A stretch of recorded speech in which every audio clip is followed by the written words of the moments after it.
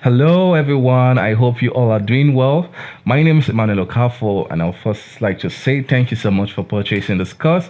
In this course, I'll be giving you value by showing you my technique on setting up animated normal maps inside Blender. This is not a new technique. This has existed since the Stone Age, but I'll be showing you a very streamlined technique that is going to make it easy for both beginners and advanced users to follow up with this tutorial. I promise you value by purchasing this course, so you're going to be getting it. Everything has been broken down into 6 different videos. I could have put it into one long hour or hour and a half video, but I felt it's more necessary to break it down into several videos to make it easy for everyone to understand the mindset that brings everything together.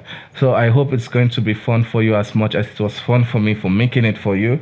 And yeah, so I wish you luck as you embark on this quick journey on learning this new workflow.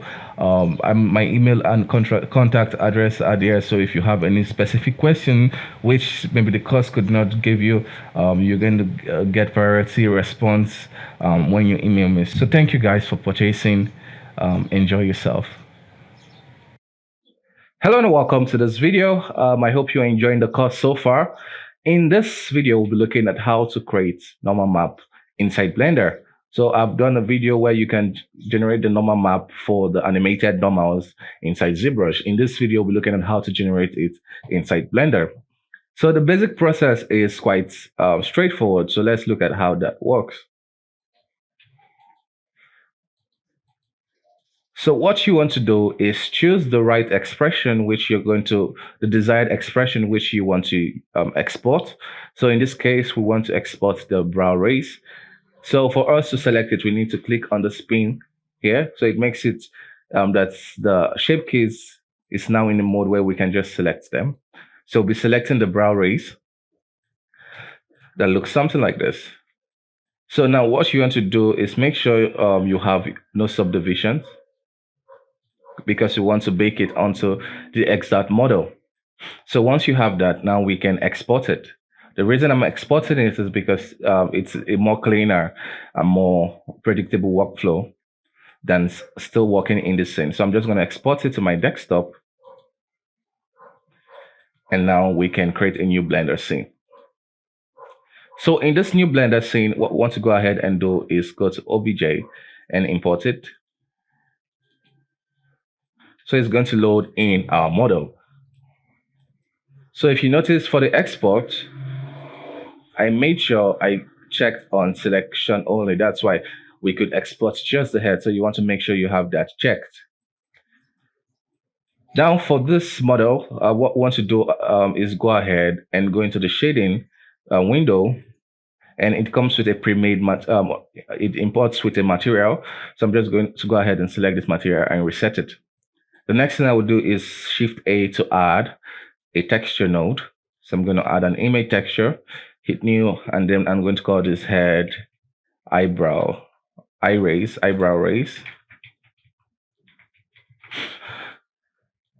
For the size, I'm going to set it, I'm going to be using a 2K texture, which is 20 by 48, and hit OK.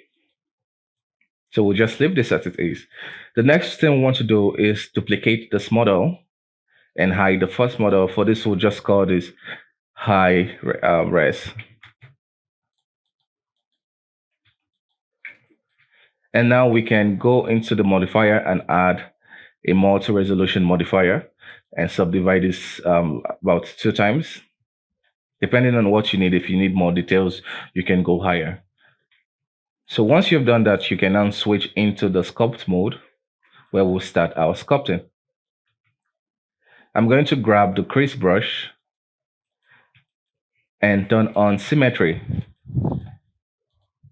So looking at my reference, I'm going to use it to sculpt in those fine details which you want to reveal itself anytime you have an eyebrow raise. So I'm just going to do a rough work here. Just those fine details.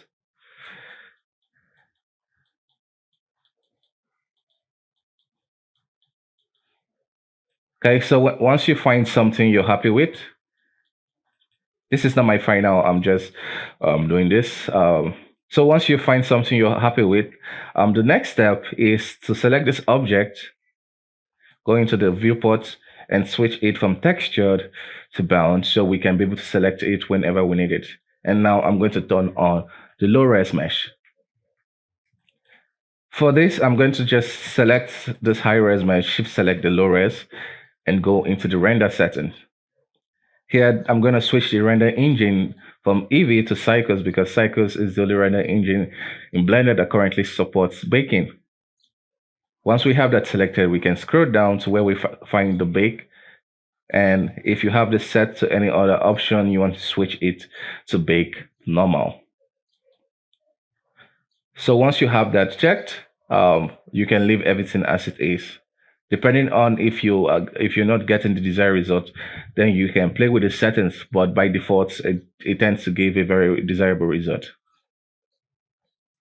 Now we can select this high res mesh, shift select this low res mesh, and make sure we have our texture selected. That's this texture, and hit bake. Depending on the resolution you're working with in your multi-resolution, it's going to determine how fast it is. So once you do that, it's going to bake out the normals.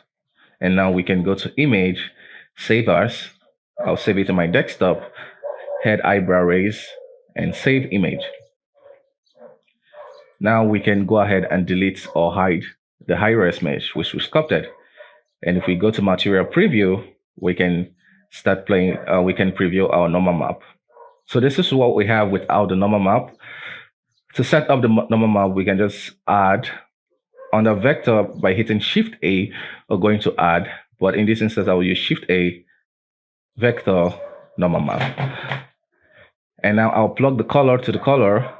And for this color space, you want to make sure you switch it from sRGB to non-color. This works better for normal maps. Now we can plug the normal to the normal. So you could add this UV in case you have multiple UV maps. But in this instance, I have one, so I can just input that. And once you have all the setup, we can see the preview of our new normal map. We can even set this to 0, and you can see the difference with it and without it. So that's it for this video. I hope you enjoyed it. See you in the next one.